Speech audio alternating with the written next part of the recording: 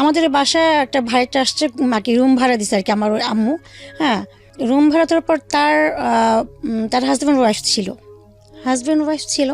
তো তার দেবর মাঝে মধ্যে তাদের বাসা আসতো। তো আমি এক রুমে বসে বসে নুড়ি ভরতাম। তো তার দেবর আমাকে দেখছে। হ্যাঁ, দেখার পর বলছে যে মেয়েকে বিয়ে টিয়ে দেওয়া যাবে কিনা। জি, আমার নাম তিশা। তিশা বয়স কত এখন? 35 34 এরকম। 34 বা 35 বছর বয়স। জন্ম জেলা? আমাদের জন্ম ঢাকাতেই আপনার? জি। আচ্ছা, আপনি আমাকে মেইল করেছিলেন, মূলত সম্ভবত ইউটিউবে দেখেন আপনি বা ফেসবুকে দেখেছেন। এর আগে কি কখনো শুনেছেন নাকি এটাই প্রথম দেখা? আমি ফার্স্ট ইউটিউব চ্যানেল থেকে দেখেছি। আমার মেয়ে সারাক্ষণ এটা দেখে। তো আমাকে বললো, আম্মু দেখো আঙ্কেলের এটা খুব ভালো লাগে, জীবনের কাহিনীগুলো খুব সুন্দর। আঙ্কেল অনেক সুন্দর করে কথা বলে, অনেক মানুষ এগুলো দেখে, এর থেকে আমরা কিছু শিখতে পারবো, তুমি দেখো। তো আমার মেয়েটা বলার পর থেকে আমি সবসময় দেখি। দেখতে একটা পর্যায়ে চিন্তা করলাম যে আমি কেন পারি না একটু সাহস করে এগিয়ে যেতে, মানে আমার গল্পটাও বলতে। তো আপনি শুরু করুন ছোটবেলা থেকে, যেখান থেকে মনে আছে আপনি বলার জন্য আজকে এখানে এসেছেন এবং সারা দেশের মানুষ আপনাকে দেখছে এই মুহূর্তে। জি, আমার যখন 7 বছর বয়স আমার আম্মা মারা যায়। আমার আম্মার যক্ষা হয়েছিল, মারা যায়। দেন আমার বাবা বিয়ে করে একটা। হ্যাঁ, ওই ঘরে একটা ছেলে হয়। আমার বাবা কি করতেন? আমার বাবা আর্মিতে জব করতেন। আমার বাবা জব করতেন। তখন রিটায়ার্ডের সময় আমার বাবা হার্টের সমস্যা ছিল। তো সে জব থেকে 3 বছর পর বের হয়ে চলে আসছে। আচ্ছা, রিটায়ারমেন্টে চলে আসছে। তো আমি আমার সৎমার কাছে থাকি। আর সৎমা এবং আমার নানু আর কি, তার আম্মা, ওখানে আমি বড় হই মামাদের কাছে থেকে। মা কি মারা যান নাকি? হ্যাঁ, আমার আম্মা মারা যায়। আমার আম্মা যক্ষা রোগ হয়েছিল। আর কি যক্ষাটা গাঢ় হয়ে গিয়েছিল। আচ্ছা। আর ওই সময়টা যক্ষার কিন্তু ট্রিটমেন্টটা কিন্তু পুরোপুরি বের হয়নি। আপনি কি আপনার মায়ের একমাত্র সন্তান? জি। ওকে, মানে সে অর্থে আপনার বাবারও প্রথম সন্তান। হ্যাঁ। আচ্ছা, তারপরে আপনার মা মারা যাওয়ার পরে আপনার বাবা আরেকটা বিয়ে করেন। তখন আপনার বয়স কত? আমার আম্মু থাকাকালীন সে বিয়ে করে, কিন্তু আমার আম্মু জানতে পারেনি যে বিয়ে করেছে। ওকে। তখন আপনার বয়স কত যখন আপনি সৎমার কথা জানলেন বা সৎমা আসলো ঘরে? বা আপনার মা মারা যায় কত বছর বয়সে আপনার? আমার যখন 7 বছর তখন আপনার মা মারা যায়। আচ্ছা, জি, তারপর? তো আমার মা মারা যায়। তারপরে আর কি একটা সন্তানের যখন আর কি মা থাকে না, তখন তার মতো একাকিত্ব আর কি ছিল না। তখন আমি পুরোপুরি একা হয়ে গিয়েছিলাম। তো আমার সৎমা যখন ঘর আসে, তাদের সাথে আমি থাকি। থাকার পর আমার বাবা তো আমাদের সাথে সবসময় থাকতো না, যেহেতু সে জব করতো। হ্যাঁ, জব করতো। সে প্রতি মাসে একবার আসতো। হ্যাঁ, তো প্রতি মাসে একবার আসতো। মানে আপনারা তখন ঢাকায় থাকতেন না? হ্যাঁ, আমি ঢাকায় থাকতাম। বাবা কোথায়? বাবা চিটাগং থাকতো। আচ্ছা, চিটাগং থাকতো। তা আমাদের সৎমার আর কি ভাই, তাদের বেনারসের কারখানা ছিল। বেনারসি পল্লী ছিল? হ্যাঁ, বেনারসি পল্লী শাড়ি কারখানা ছিল। তারা মহিলা দিয়ে সুতা পেঁচাতো শাড়ির। তো তাদের সেখানে সপ্তাহে তাদেরকে 400 টাকা দেওয়া হতো প্রত্যেকটা মহিলাকে। ঠিক আছে। তো তাদেরকে 2টা মহিলাকে বাদ দিয়ে আমাকে সেই কাজটা মানে মহিলা বাদ দিয়ে দেওয়া হলো, মানে আপনাকে কাজে যুক্ত করা হলো। হ্যাঁ, কাজে যুক্ত করা হলো এবং ঘরের কাজও আমি করতাম। হ্যাঁ, তো এইভাবেই আমার দিন পার হতে লাগলো। দেখেন, আমি তখন আস্তে আস্তে আমি স্কুলেও যেতাম, ঘরের কাজও করতাম, আর ওই নড়ি ভরতাম। রাত 11টা 12টা 2টা পর্যন্ত নড়ি ভরতাম। এটাকে নড়ি ভরা বলা, সুতা পেঁচানো। কারখানায় গিয়ে আর কি বাসার পাশে কারখানা ছিল। তো আমাকে কিন্তু সেই এক্সট্রা টাকাটা দিত না। আচ্ছা। হ্যাঁ, তাদের এখানে খেতাম, থাকতাম, এটাই। যেহেতু আমি তো এখন তাদের একটা সৎ মেয়ে, তাদের এক কথা বলছে, তাদের একটা বোঝা। আমাদের বাসায় একটা ভাড়াটা আসছে, মাকে রুম ভাড়া দিছে আর কি আমার ওই আম্মু। হ্যাঁ, রুম ভাড়া দেওয়ার পর তার হাজব্যান্ড ওয়াইফ ছিল। তো তার দেবর মাঝে মধ্যে তাদের বাসা আসতো। তো আমি এক রুমে বসে বসে নুড়ি ভরতাম। তো তার দেবর আমাকে দেখছে। হ্যাঁ, দেখার পর বলছে যে মেয়েকে বিয়ে টিয়ে দেওয়া যাবে কিনা। আপনাকে চয়েস করেছে? হ্যাঁ। তখন তার ভাবি বলছে, মেয়ে তো মাত্র ক্লাস 8 পড়ে, ছোট, তাকে দিবে নাকি। আর তাকে আমি মামি করে ডাকতাম। হ্যাঁ, মামি বলতাম। সারাক্ষণ তাদের বাসায় কাজ করতাম, কাজের পর তাদের বাসায় আটা দিতাম। তো মামি আমার আম্মাকে বললো যে আপনার মেয়েকে বিয়ে দিবেন, আমার দেবর তো আপনার মেয়েকে পছন্দ করছে। নিয়ে গেলে ভালো, তাতে নিয়ে যাও, আপদ দূর হবে। এটা বললো যে আপদ দূর হবে। হ্যাঁ, এই যে বলতেছে। পরে যখন আমি শুনতে পেলাম যে আমার বিয়ে নিয়ে কথা চলতেছে, তো আমি বাসা থেকে পালায় বের হয়ে যাই। ক্লাস 8 আপনি বিয়ে নয় কিছু বুঝতেন? বিয়ে জিনিসটা কি? তখন আমি বিয়ে তো দূরের কথা, আমি বাসার ঘর থেকে বের হইতাম না। আজকে যে এপিসোডটা আমরা প্রচার করছি, সেই এপিসোডটাতে আমরা চোখে আঙ্গুল দিয়ে যে জিনিসটা দেখিয়ে দেব, সেটা হচ্ছে আমরা কেন বারবার বলি যে একটা মেয়েকে নিজের পায়ে না দাঁড়ানো পর্যন্ত তাকে আসলে বিয়ে দেওয়া উচিত না। রাইট। আমরা এই গল্পটাই এখানে প্রচার করতে চাচ্ছি, মেসেজটা দিতে চাচ্ছি এটাই। আমি আমার জীবন গল্প অনুষ্ঠানে সারাটা জীবন ধরেই, মানে জীবন গল্পের অনুষ্ঠানের যে বয়স, সে বয়সে আমি একটা কথা বলেছি মেয়েদেরকে নিয়ে, যে আপনার ছেলে তো গায়ে গতরে খেটে কাজ করতে পারবে, যদি এরকম হয় যে লেখাপড়া করাতে পারেননি, চাকরি বাকরির ব্যবস্থা করতে পারেননি, কিন্তু জীবনে কোনোদিন যদি একটা মেয়ের যদি বিপদ চলে আসে সংসার জীবনে এবং সিদ্ধান্ত নেবার যদি প্রয়োজন হয়, তাহলে সেই মেয়েটা কি করবে? না আছে লেখাপড়া, না আছে জব, কি করবে? তো সেই জায়গাটাতে আমার কাছে মনে হয় যে একটা ছেলের চাইতে একটা মেয়েকে স্বাবলম্বী করাটা খুব বেশি জরুরি। হ্যাঁ, কেন বলছি এই কথাটা, যে আজকের এই জীবন গল্প আপনারা যদি পুরোটুকু শোনেন তাহলে বুঝতে পারবেন। জি বলেন, তারপর কি হলো? ক্লাস 8-এর কথা বলছিলাম, আপনি পালিয়ে থাকতেন। হ্যাঁ, তো আমি পাড়া থাকতাম। তো ফাইনালি যখন তাদের সাথে বিয়ের কথা তো পুরো পাকাপোক্ত হয়ে গেছে, তো আমার যেদিন বিয়ে হবে তার 3 দিন আগে আমি 3 দিন আগে? হ্যাঁ, 3 দিন আগে আমি পাশের বাসার একটা ভাইটা, তাদের রুমে গিয়ে ঘরে গিয়ে পালা ছিলাম। বাসায় সব আমাকে খুঁজে করতেছে, কেন ছেলের ফ্যামিলি আসছে আবার আমাকে দেখার জন্য। আমার ওই ভাইটা মামি বলতেছে কি, সে তো বুঝতে পারেনি যে আমার বিয়ের পরে আমার লাইফটা কি হবে, বা যে ছেলে আমাকে বিয়ে করতেছে সে তো আমাকে বিয়ে করার জন্য আসে নাই। সে আসছে দেখছে যে ঢাকায় বাড়ি আছে স্থানীয়, বিয়ে করার পর যদি আমি এখানে একটু একটা থাকার জায়গা পাই, বসে বসে খেতে পারি, সে এই লোভে কিন্তু আমাকে বিয়ে করছে। তুমি এখানে থেকে যে কষ্ট করতেছো, হ্যাঁ, এই সারাদিন বাসার কাজ করতেছো, রান্না টান্না বাসার কাজ, কুয়া থেকে পানি তুলে, তখন আমাদের কল ছিল না, কুয়া থেকে পানি, কুয়া ছিল আর টিপ কল ছিল, টাইম মতো পানি আসতো 2 বেলা। তা আমার সেই সকাল ভোরবেলা উঠে কুয়া থেকে পানি তুলতে হতো, তুলে কাপড় চোপড় ধুতে হতো। আমার 9 মামা ছিল, 9 মামা আর আমার আম্মা একজন। তো তাদের এই কাজ সব কিছু আমার করতো। তখন তারা কেউ বিয়ে করেনি, শুধু বড় মামা বিয়ে করেছিল। তো ওই মামি আমাকে বললো, এক কাজ করো, যেহেতু বিয়ের জন্য কি দিতেছে, আর ছেলেও অনেক দেখলাম সুন্দর টুন্দর, গার্মেন্টসের সুপারভাইজার, তুই বিয়ে করে ফেল। তাই আমি বললাম যে আমি বিয়ে করবো, আমি এখন ছোটো, আমি ক্লাস 8-এ পড়ি, হ্যাঁ, বিয়ে করে আমি যাবো, আমার ওখানে আমি কীভাবে থাকবো? হ্যাঁ, আমি ওখানে কী করবো? আমার এই বুঝ ক্ষমতা ছিল না যে ক্লাস 8-এ পড়ি, বিয়ে করবো, বিয়ে পর আবার কেমনি কী হবে। তখন আমাকে মামি বুঝলো যে না, তুমি করো, 1-2 বছর পর যখন তুমি বড় আছো তখন তুমি সংসার জিনিসটা কি বুঝতে পারবা। তো তারপর আমার মা আমাকে টর্চার করলো, বিয়ের জন্য আমাকে মারধর করলো। বিয়ে না করলে, এখন না করলে তোর কে খাওয়াইবো, কে পড়াইবো, নুরি ভৈরা তোর কতদিন তোর খাওয়া মহেন্দ্রের বাসা, এই দুনিয়ার কথা কিছু আমাকে টর্চারিং, মানসিকভাবে শারীরিকভাবে টর্চারিং করলো। তো করার পর আমার যে নানু, আমার সৎ আম্মার যে আমার মা, সে অনেক ভালো ছিল, আমাকে আদর করতো। সে আমাকে বললো তুই এখান থেকে পালা যা, আমাকে বললো যে হয়তো বিয়ে কর, নাহলে তুই পালা যা, আচ্ছা, 2টা যে কোনো একটা কর, তুই পালে গিয়ে মানুষের বাসাকে কাজ করে খা, তুই ভালো থাকতে পারবি। কেন তুই তো এখান থেকে কাজই করতেছিস, তুই তো কাজ না করে খাচ্ছিস না, তুই এখান থেকে পালা যা। তখন আমি বললাম যে না, আমি পালায় কোথায় যাব, কোথায় গিয়ে থাকবো? হ্যাঁ, আমি একটু বড় হতাম তাহলে আমি পালায় যেতে পারতাম, এখন তো পালা আমি কোথাও কারো এখানে থাকতে পারবো না। হ্যাঁ, পরে এটা বললাম। তো এক পর্যায়ে শারীরিকভাবে আমাকে টর্চার করাতে পর আমি বিয়েতে রাজি হয়ে গেলাম। ছেলের বয়স কত ছিল ওই সময়? তখন সে ম্যাচুর ছিল। সে ম্যাচিউর ছিল, আপনি ক্লাস 8-এ পড়ে? হ্যাঁ, ম্যাচুর ছিলাম। তো আমাকে বিয়ে দিয়ে দিল। আমরা দেখি যে একটা মেয়েকে যখন দর্শন করে একবার, একটা মেয়েকে রেপ করা হয় কিন্তু একবার, প্রতিবার কিন্তু একটা মানুষ কিন্তু একটা মেয়েকে প্রতিদিন কিন্তু রেপ করে না।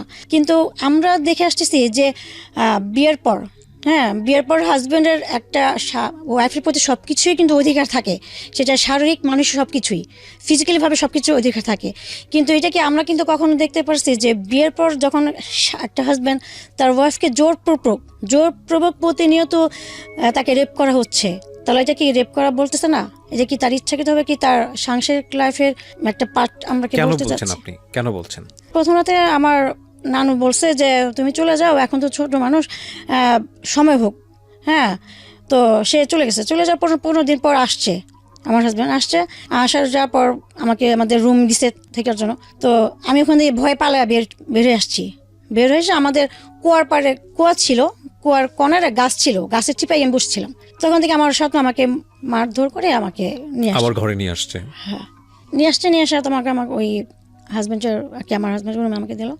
তো সে জোরপূর্বকভাবে আমাকে টর্চারিং করলো। তা আমি অনেক কান্না করলাম, আমি চিল্লাচিল্লি করলাম। পাশের রুমে আমার আম্মা থাকে, সে কিন্তু আমার শব্দ শুনতে পাচ্ছে। আমি আম্মাকে ডাক দিচ্ছিলাম, হ্যাঁ, যে আম্মা তুমি আসো, আমাকে সে মারতেছে।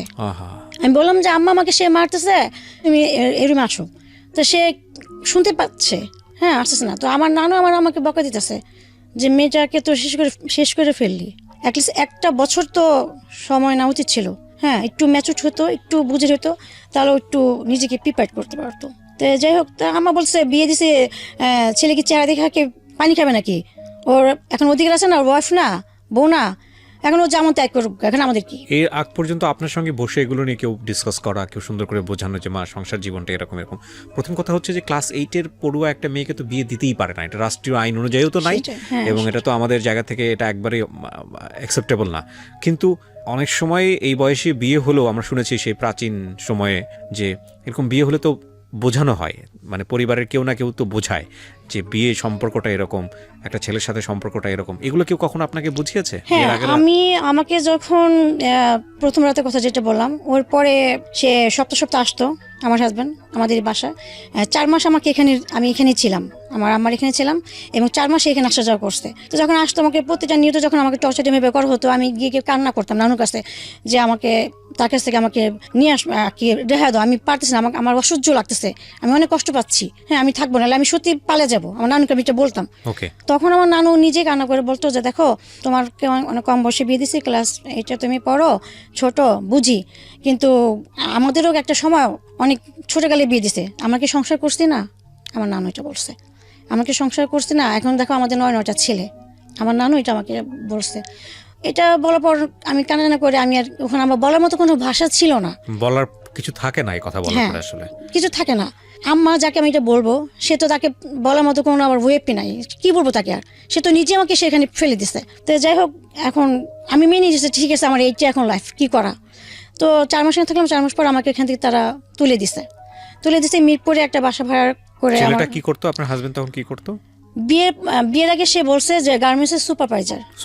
আচ্ছা। কিন্তু বিয়ে যখন 4 মাস পর আমাকে তুলে দেওয়ার পর সে একটা আলাদা বাসা ভাড়া নেয়। তখন ওই সময় বাসা ভাড়ার দাম ছিল মাত্র 1200 টাকা, 1000 টাকা এক মাস বাসা ভাড়া নেওয়ার পর। বাসা যখন 1 মাস ওখানে থাকলাম তার সাথে, তখন আমি জানতে পারলাম যে সে সুপারভাইজার না, সে সামান্য একটা গার্মেন্টসের প্যান্ট যে তৈরি করে, শার্ট প্যান্ট, সেই ওয়ার্কার। হ্যাঁ, ওয়ার্কার।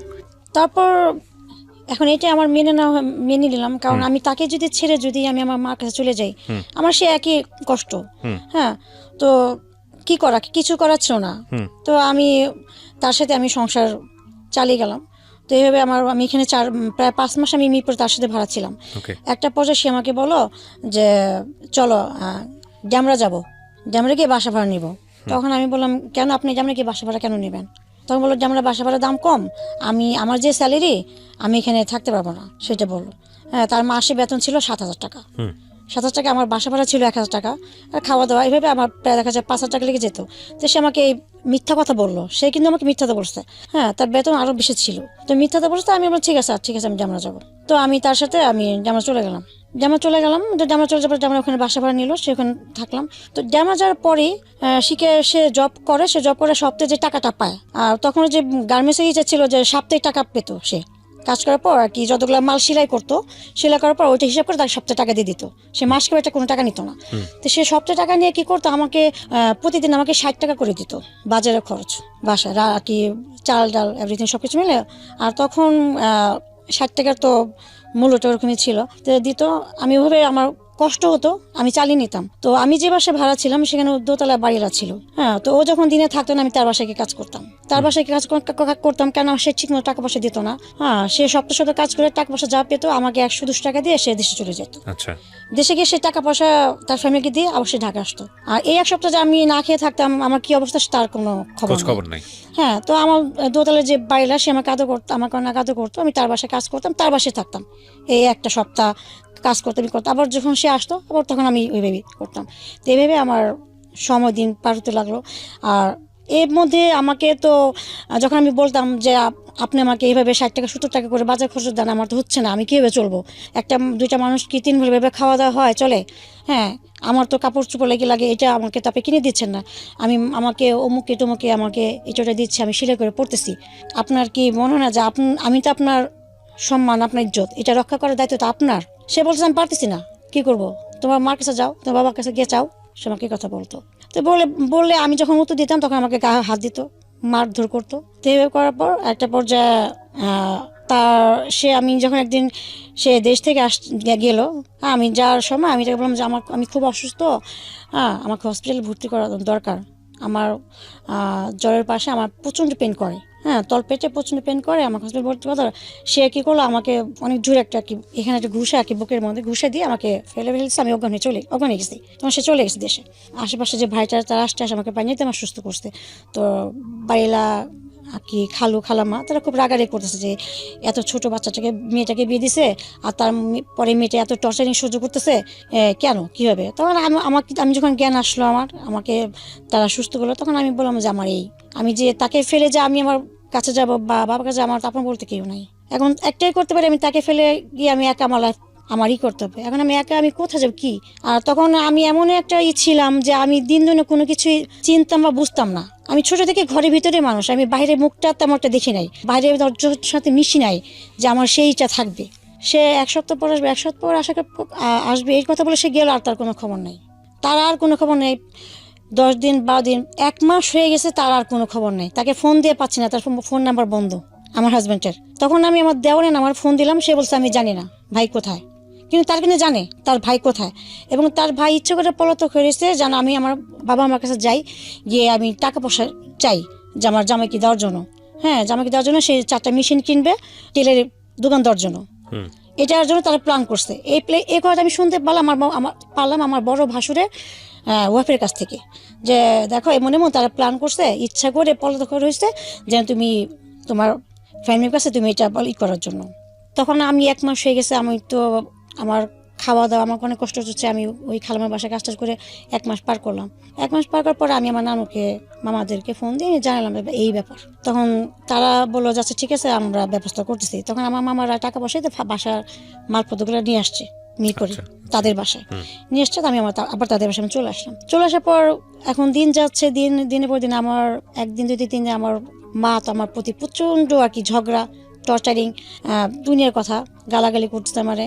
জামাই ভাত খাইতে পারলাম না, হ্যান ত্যান এইভাবে আমাকে সে করতেছে। জামাই ফালাতে এসে পড়তে দুনিয়ারই করতেছে। আর তার একটা কথা যে আমি খারাপ, ভালো না। হ্যাঁ আমার হাজব্যান্ড অনেক ভালো, সেটা বলতেছে। তাদের এই কথা শোনার পর আমি ভিতরে একটা তিক্ততা কাজ করতেছে, একটা কষ্ট করতেছে। না থাক, আমি মার্গো থেকে তার কাছে চলে যাই। হ্যাঁ এখানে আমার মারধর খেতে হচ্ছে, এখানে তাদের কাজ করার পরও মারধর খাচ্ছি।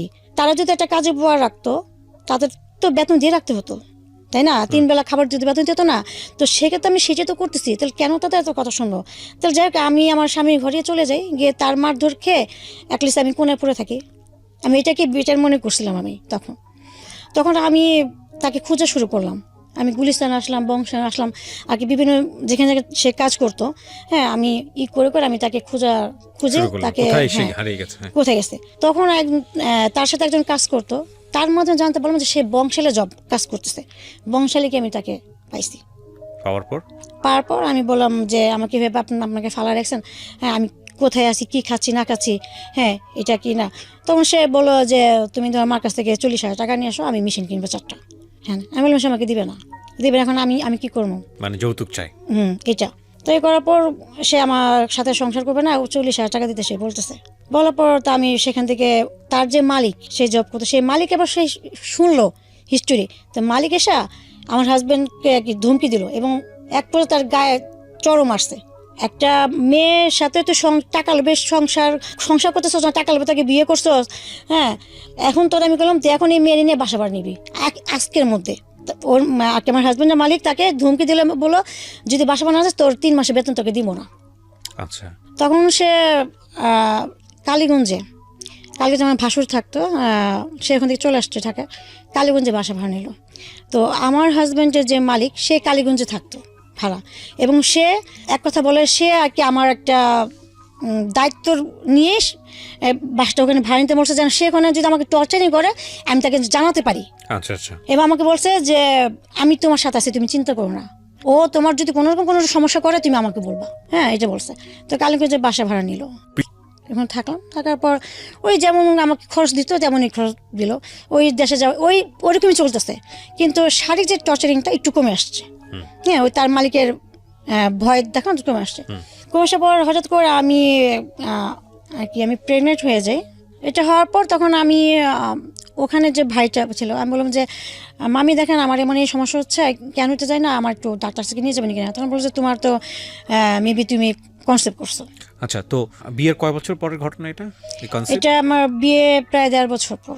চিন্তা করেন কি পরিমাণ রিস্ক এত আন্ডার এজ একটা বাচ্চা, সংসার, এবং সেখানে ওনার যখন এইরকম একটা কনসিভ মোমেন্ট, সেটার বয়স খুব বেশি হলে 14 থেকে 15, যেটা তো একেবারেই মেডিকেল সায়েন্সের জায়গা থেকে ভেরি ডেঞ্জার পিরিয়ড।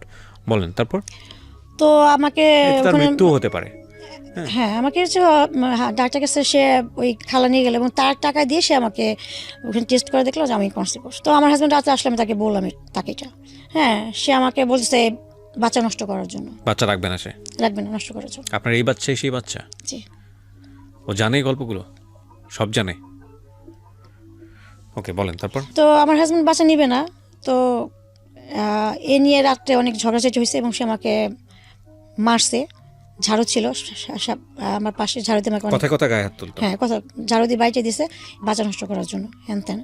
তো সকালে স্যার ওই ভাইটা খালামাকে বললাম, তারাও 5 মেয়ে ছিল।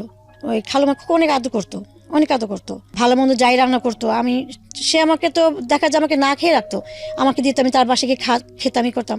তো খালা বলো কি, তুমি বাচ্চাটা নাও, তোমার যদি কষ্ট হয় ঠিক আছে, বয়স কম, কষ্ট হয় তুমি নাও। এমন হতে পারে যে বাচ্চাটা হওয়ার পর তোমার হাজবেন্ড ভালো হয়ে যেতে পারে। বাচ্চার মুখের দিকে তাকায়, most common thought in our society. এটা বললো। তখন আমার বুঝ ক্ষমতা এতটুকু ছিল যে সে যেটা বলবে সেটাই শুনছি। শোনার পর আমারও মনে হলো যে আসলে তো বাচ্চাটা যদি হয়, এটা তো তার নিজের রক্ত, নিজের সন্তান, তাই না? আমি নাহলে পরের মেয়ে, সে আমাকে টর্চার করতেছে, মারতেছে, নির্যাতন করতেছে। যাই হোক, আমার প্রতি হয়তো মা নাই, যখন একটা বেবি আসবে সেটা তো তার নিজের সন্তানকে তো সে ফেলে দিতে পারবে না। তখন হয়তো হতে পারে সন্তানের ভালোবাসা মায়া সে ঠিক হয়ে যেতে পারে, একটা ভালো একটা লাইফ আমরা পার করতে পারি। এই চিন্তাটা আমিও করলাম যখন আমাকে খালামা বুঝেলো। তখন আমি বাচ্চাটা নিয়ে নিলাম। তো বাচ্চাটা নেওয়ার পর 1 মাস 2 মাস তো ডাক্তার আমাকে, যখন ডাক্তার কাছে যায়, এসে বলে আপনার শরীর অনেক উইক, দুর্বল, আপনার খেতে হবে ঠিক মতো, আপনার বেবি সমস্যা হবে। কিন্তু আমাকে যে পরিমাণে আর কি টাকা দিত, সে মানে আমি দেখা যায় 2 বেলা আমি খেতে পারতাম না ঠিক মতো। আমি ওই খালামণির বাসায়, খালার ঘরে গিয়ে খেতাম, বাইরের গিয়ে খেতাম। এবং আমাদের ওই বাসার সামনে একটা দোকান ছিল, স্টোরের দোকান। তো ওই দোকান থেকে 17টা কিনতাম, ওখান থেকে কি শুকনা যাইতে কিনতাম, 100 টাকার মধ্যে সব কিছু কেনাকাটা করে রান্না করতাম। তো তার ছোট বোন ছিল ক্যান্সারে মারা গেছে।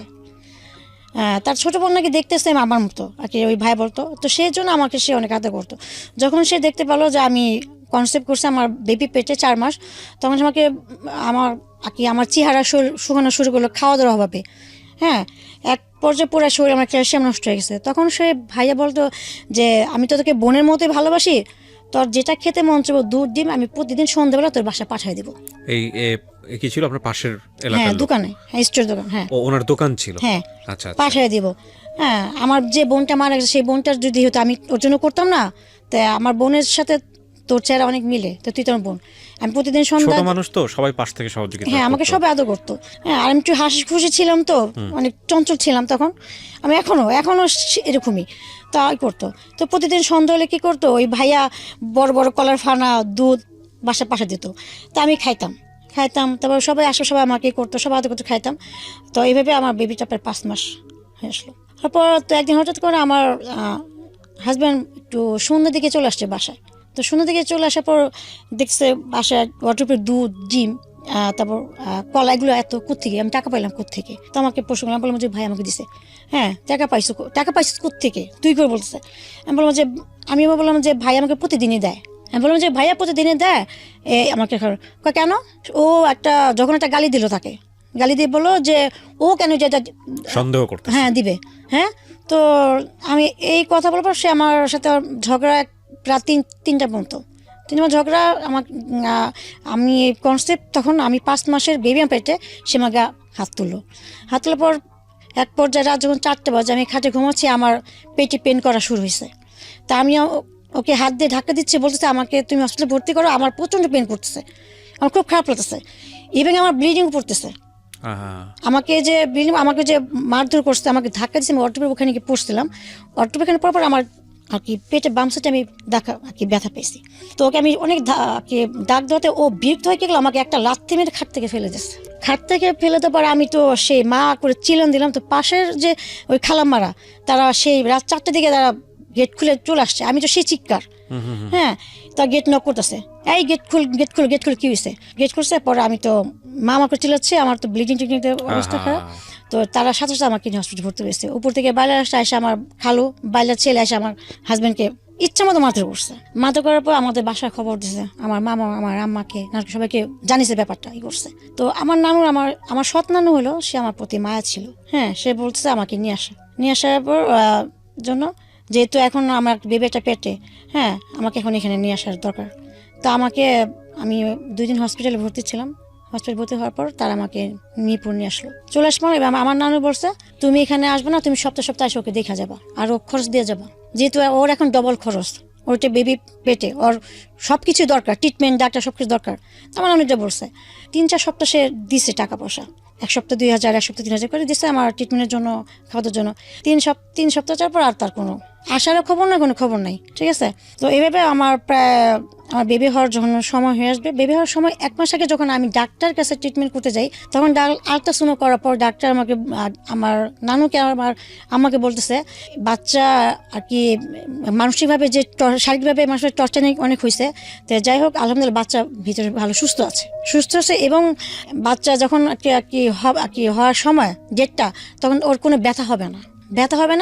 ওকে কিন্তু ইমার্জেন্সি সিজার করতে হবে। কেন ব্যথা হবে না কেন? এটা ব্যথা হওয়ার, আমার বাচ্চা পেটে বড় হয়ে গেছিল। ওকে, 3.5 পাউন্ডের হয়েছিল। তো বাচ্চা বড় হয়েছিল, তো ওর ডেলিভারি ডেট তো ফেব্রুয়ারি 18 তারিখে। ব্যথা হবে না, কোনো ব্যথাটা হবে না। এখানে আমি একটু ইন্টারাপ্ট করছি। তাহলে চিন্তা করে দেখেন, এরকম একটা কেস, এরকম একটা বাল্যবিবাহ যদি গ্রামের প্রত্যন্ত একটা এলাকায় হয়, সেখানে যাদের ডাক্তারের কাছে যাওয়ার মতো অতটা ফ্যাসিলিটি নাই, তাহলে এটা কি ছিল? এই কেসটা কি ছিল?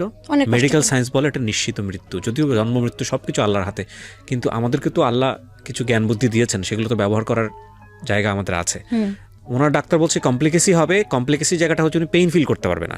তো পেইন ফিল করতে না পারলে তো আপনি বুঝবেন না যে বাচ্চা কখন আসতেছে। তো সেই জায়গাটায় যদি গ্রামের একটা সাধারণ মেয়ে যদি এরকম হতো, যারা এই সুযোগগুলো নাই, ফ্যাসিলিটিগুলো নাই, তার মানে সে নিশ্চিত ডেথ। এই জন্য দেখেন বাল্যবিবাহ কতটা ভয়ানক হতে পারে।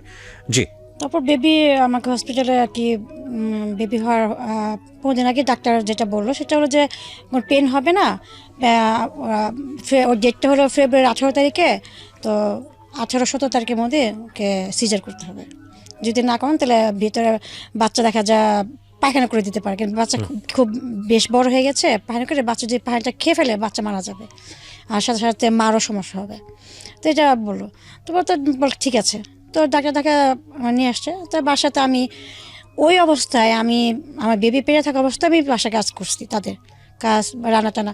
তো একদিন দুপুর দিকে আমি মাছ ভাজতেছিলাম। ওই সময়টা হঠাৎ করে আমার তলপেটে একটু হালকা পেন করছে, আর কি চিনতে উঠছে, আর কি ওরকম জোরে না, যেটা আমি আর কি সহ্য করতে পারবো না, হালকা নর্মালি। তো আমি ওয়াশরুমে গেলাম, ওয়াশরুমে আসলাম, আসার পর আবার কাজ করতেছি। তো আমি এই করে আমি 20 মিনিটের মধ্যে প্রায় 6-7 বার ওয়াশরুম থেকে যেতেছি। তো আমার মেজো মামি এটা ফলো করলো যে কি ব্যাপার, ও একটা মাছ ভাজতে গিয়ে এতবার ওয়াশরুমে গেছে, কি হয়েছে ওর?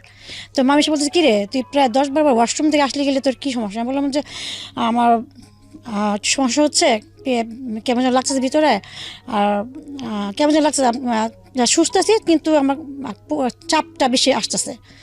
তো বললো যে তোকে তো হসপিটালে ভর্তি করার দরকার। হ্যাঁ, ভর্তি করার দরকার, তো তুই চল। আমার বলছে না, আমার হসপিটাল কেন ভর্তি করবো, আমার কোনো কিছু হয় নাই, আমার তো পেটে ব্যথা করতেছে না তো। হ্যাঁ, আমি এই কথা বললাম, পেট ব্যথা করতেছে না তো, জাস্ট একটু ওয়াশরুমে চাপ আসতেছে বারবারে, আমি কথা বললাম। তো মামি আমাকে ধুমিতে বলো চল। তা আমাদের বাসার পাশে সরকারি হসপিটাল ছিল। হ্যাঁ, আগে থেকে আমার ওখানে কাগজপত্র সব কিছু করছিলাম। তো মামি আমি বললাম যে রিস্কে যেতে পারবো না, হাইটে যেতে পারবো, আমাকে হেঁটে নিয়ে চলো। তা বাসায় যে অবস্থায় ছিলাম সে অবস্থা আমাকে ওখানে আমি গেলাম হসপিটালে, যার সাথে সাথে আমাকে যখন ডাক্তার আমাকে চেক আপ করলো, চেক আপ করার সাথে সাথে পুরো বেডে ও পেটের ভিতরে পায়খানা করেছে, পায়খানা করার পর পুরো বেড পুরো ভরে গেছে। হ্যাঁ, ওই সময় আমি অজ্ঞান হয়ে গেছি। তখন ডাক্তার বললো ইমার্জেন্সি অপারেশন করতে হবে, নাহলে বাচ্চা পেটে মারা যাবে, বাচ্চা পেটে পায়খানা করে দিছে, মারা যাবে, আপনার অনেক দেরি করে ফেলছেন। হ্যাঁ, দেরি করে ফেলছেন। তো মামি আমার নানুর সাথে আমার সাথে আলোচনা করতেছে যে ও তো আসতে চাইতেছে না, ওই এরকম হ্যান ত্যান বল আর কি। তো তারপর আমাকে সিজার রুমে নিয়ে গেলো, তখন ওর বাবাকে আর কি খবর দেওয়া হলো। হ্যাঁ, সে আসবে না। হ্যাঁ, আসবে না। তো আসবে না, পরে আমাকে অপারেশন করা হলো, করার পর আমার বেবি হলো। বেবিটাকে নিয়ে গেলো বিয়ে থেকে, আমাকে পুরো কমপ্লিট করে আমাকে আবার বিজয় এসে আবার শোয়ালো। তখন বেবি আমার নানুর হাতে ছিল, সবাই ছিল। তো যখন বেবিটাকে আমি দেখলাম, আমার বেবি সে শিশু বাচ্চা, সে বাচ্চাটাকে দেখার পর আমি প্রচুর পরিমাণে কান্না করলাম। কান্না করার পর তখন আমার মনে হলো যে আমার লাইফের কোনো কষ্ট নাই। হ্যাঁ, আর তখন আমি বেবির চেহারা দেখে এত এই জিনিসটা ফিল করতেছি যে আমার বেবিটা হওয়ার আগ পর্যন্ত যে আমি ছোটো থেকে এই পর্যন্ত যে কষ্ট পাইছি, হ্যাঁ, মনে হয় না যে এই কষ্টগুলো আমার কোনো কষ্ট ছিল। আমি সব কিছু ভুলে গেছি। মনে হচ্ছে যে আমি নতুন একটা আর কি জন্ম নিলাম ওর সাথে সাথে। হ্যাঁ, তখন আমি দেখলাম যে এইটাই আমার সব কিছু, ও ছাড়া আমার কিছু না। হ্যাঁ, তখন আমি এটা চিন্তা করে ই করলাম যে আমি ওকে দেখার পর এতটাই হচ্ছে, তাহলে ওর বাবা যদি ওকে দেখে তাহলে ওর বাবা তো ভালো হয়ে যাবে, অনেক খুশি হবে, অনেক খুশি হবে, এত সুন্দর। আর হসপিটাল প্রত্যেকটা মানুষ বলতেছে কি মেয়ে আর কি বাচ্চা হয়েছে। হ্যাঁ, কাউর পেটে কমলা, যেটা আর কি সবাই বলে বলে করে হাসি করতেছে। আমি একটু অনেক কালো ছিলাম আর একটু মোটা টাটা ছিলাম। তো আমার বেবিটা খুবই সুন্দর হয়েছে মাশাআল্লাহ। তো সবাই এটাই করতেছে। তো আমার মামা মিষ্টি টিষ্টি নিয়ে হসপিটাল সবাই খাওয়াচ্ছে, খুশি খেলা। তো আমার যে সৎমা আমার বেবিটাকে দেখার পরেও সে তার ভিতরে একটা মায়া আসছে। হ্যাঁ, সেও একটু তার মনটা আল্লাহ তাআলা নরম করে দিছে তাকে বেবিটাকে দেখার পর। তো যাই হোক, আমি হসপিটালে 7 দিন ভর্তি ছিলাম। 8 দিনের মাথায় আমাকে বাসায় নিয়ে আসলো। তো নিয়ে আসার পর আমার হাজব্যান্ড আসে নাই, তাকে খবর দেওয়া হলো। আমার বেবি যখন 21 দিন বয়স তখন আসছে সে, তখন আসছে। হ্যাঁ, 2-3টা জামা নিয়ে আসছে, আয়না বেবিকে দেখতে আসছে। দেখে এসে বলে কি আমি এখনই রাতে চলে যাবো, আমার গাজীপুরে আমি চাকরি করি, আমি যেতে না যাই আমার চাকরি চলে যাবো। আসলে একটা বাহানা, সে আর কি ছুটতে চাচ্ছে, এমন অবস্থা। তো আমার নানি তাকে অনেক বকাঝকা করলো। তো সে বেবিকে দেখে সে চলে গেল। তো তখন আমার ভিতরে আরও খারাপ কাজ করলো যে কি ব্যাপার, সে একটা থাকলো না, সে বেবিকে ভেবে আধা ঘন্টা দেখে চলে গেল। 2টা জামা নিয়ে এসা 200 টাকা দিয়ে 2টা জামা সে আর কি পরের মতো দেখে সে চলে গেল, এরকম একটা অবস্থা। তো যাই হোক, তো আমার বেবিকে নিয়ে আমি আমার এখানে থাকলাম। তো আমার বেবি যখন 1 মাস বয়স, 1 মাস পর হয়ে গেল। তো আমার হাজব্যান্ডকে আমি অনেক নক করি, ফোন দিয়ে, সে আসে না। হ্যাঁ, আমি এখন এই বাচ্চা নিয়ে আমি কোথায় থাকবো, কোথায় ভাড়া নেব, সেটা বলছে কোথায় ভাড়া নেব। হ্যাঁ, আমাকে থাকার একটা রুম দিতে কও তোমার নানিরে। আমার নানি তো রুম টুম 5-6টা রুম তারা সে ভাড়া দিত, ওই ভাড়াতে আমার নানু চলতো। তাই আমি বললাম যে সে কেন থাকার রুম দিবে, তুমি তো এমন না তোমার হাত পা ভাঙা, তুমি চাকরি করতেছো, মাসে টাকা ইনকাম করতেছো, তাহলে কেন? আর তোমার সন্তান কারজন তো পালবে না, তোমারটা তোমারই করতে হবে। আমি ফোনে বলতাম, সে আমাকে ফোনে দুনিয়ায় গালাগালি করে ফোন কেটে দিছে। কেটে দেওয়ার পর না আমার কাছে খুব খারাপ লাগলো যে কি এই ব্যক্তিটা কি এরকমই থাকবে। তখন আমি তাকে আরও সুযোগ দিলাম যে দেখি আরেকটু দেখি, সময় নেই, যদি ভালো হয় কিনা। তো আমার বেবি 2 মাস হয়ে গেল। 2 মাস পর তখন আমার আমার আম্মা রাগারাগি করতেছে আমাকে যাওয়ার জন্য, আমার হাজব্যান্ডের সাথে রুম ভাড়া নেওয়ার জন্য। তো তার তো কোনো খবর নেই, সে তো লাপাতা। তখন আমার নানিকে বললাম কি নানি, আমাকে ওই বাসায় তোমাদের যে টিনের একটা রুম আছে ছোট, টাঙ্কির উপরে একটা বড় টাঙ্কি ছিল। হ্যাঁ, টাঙ্কির উপর একটা রুম ছিল, টিনের রুম, স্বামী স্ত্রীর ভাড়া দিত। তখন ওই রুমটা খালি ছিল। তখন আমি আমার নানিকে বললাম কি আচ্ছা নানি, আমার ওই রুমটা তুমি ভাড়া দিবা, আমি ওই রুমে থাকি। কয় তুই ভাড়া দিবি করতে? হ্যাঁ, তোর জামার তো কোনো খবর না, তোর জামাই তো ফালাতে গেছে গা। হ্যাঁ, তো এই বাচ্চা নিয়ে তুই থাকবি, তো রুম ভাড়া দিবে কি, আর খাবি কি করবি কি? তাই আমি বললাম যে আচ্ছা আপাতত আমাকে থাকার জায়গাটা একটু দাও, আমি দেখি কী করা যায়। তো আমাকে ওই নানি রুমটা দিল 700 টাকা ভাড়া। তো আমাদের ওই বাসায় বড় একটা ফ্যাক্টরি ছিল, গোডাউন, আমার নানু ভাড়া ছিল। ওই গোডাউনের মধ্যে 30 জন ছিল, শ্রমিক ছিল। ওই গোডাউনে ওই জিন্সের প্যান্টে যে পিঞ্চ করা হয়, হ্যাঁ, ওগুলার কাজ হতো। তো ওই যে গোডাউন যে 20-30 জন যে মানুষ যে কি খাওয়া দাওয়া করতো, তারা হোটেলে গিয়ে খাইতো, কেউ মেসে গিয়ে খাইতো, দূরে দূরে, তাদের খাওয়া দাওয়া অনেক কষ্ট হতো। তা আমি করতাম সন্ধ্যার পরে বা দিনে গোডাউনের সামনে দাঁড়িতাম। তো এক পর্যায়ে তাদের সাথে কথা বলতে বলতে, হ্যাঁ, তখন আমার এটা বলতাম যে আমার মেয়েকে নিয়ে, মেয়ের দুধ নাই, খাবার নাই, বা আমার খাইতে কষ্ট। তো এক কাজ করেন, আমাকে কিছু টাকা পয়সা দেন, 5-6 টাকা দেন, আমি আপনাদের সবাইকে খাওয়াই, যেটা মাসটা আমাকে দিতে পারবো, যদি আমি ঘর ভাড়া দিতে পারবো, আমার মেয়েকে দুধ চিনিও খাওয়াতে পারবো, আমিও নিজে চলতে পারবো। তখন বলে ঠিক আছে, মালিকের সাথে কথা বলো। তো মালিকের সাথে আমি কথা বললাম। কথা বলার পর ওখানে একটা কর্মচারী ছিল, সে অনেক ভালো ছিল, সে আমাকে হেল্প করলো এই কাজে। তো বলে যে আপনি একটু বাচ্চা নিয়ে, তো আপনি এত মাসে রান্না করতে পারবেন না। ঠিক আছে, রান্না করেন, কিন্তু বাজারে যাওয়া আসা আপনার জন্য অনেক কষ্ট করে যায়। এই বাচ্চা রেখে যাবেন কার কাছে, এটা বলো। আর আপনার টাঙ্কির উপরে ঘর, বাচ্চা ছোট, কখন কি দুর্ঘটনা ঘটে বলা যায় না, এটা বলো। তো তখন আমি ওই 3টা 4টা 5টা এমন করে আমি তাদের রান্না করা ম্যাচ খাওয়ানো শুরু করলাম। মানে আপনার এই বাচ্চা কোলে নিয়ে আপনি এগুলো করতেন? তখন তো 2 মাস ছিল, তখন তো আর তুরতুর করতে পারতো না, শুয়ে রাখতাম, ঘুমে যেত, আমি নিচে বসা। আমি একটা বেবি হলে যে বাবা মাকে কি পরিমাণ সময় দিতে হয়, বাবার কথা নয় বাদই দিলাম, আমাদের সামাজিকতায় বাবারা অতটা ভূমিকা রাখেন না, কিন্তু একটা যার বেবি হয় তিনি কি পরিমাণ এনগেজ হয়ে যান, এটা আসলে চোখের সামনে না দেখলে আপনারা বুঝতে পারবেন না, যার হয়নি, যে ফ্যামিলিতে হয়নি, পুরো লাইফটাই এনগেজ হয়ে যায় ওই বাচ্চাটাকে ঘিরে, এবং নট ফর সার্টেন টাইম, 2, 4, 5 বছর, 7 বছর নিজের কোনো জীবন থাকে না। তো এটা আসলে এই জন্যই বলে না যে আসলে মায়ের ঋণ আসলে কখনো শোধ হবার না।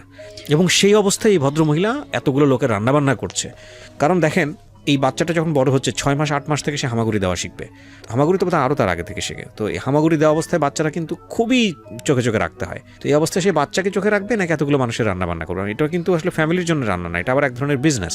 তো রান্নাবান্না খারাপ হলে সে বিজনেসও থাকবে না। তো বোঝেন অবস্থা। এবং ক্লাস 8-এ থাকা অবস্থায় মহিলার বিয়ে হয়ে গেছে। ছোটো ছোটো বিষয়গুলো যদি খুব ক্ষুদ্র ক্ষুদ্র বিষয়গুলো যদি খুব ভালো করে আমরা অবজার্ভ করি তাহলে এটা একটা যুদ্ধের মতো।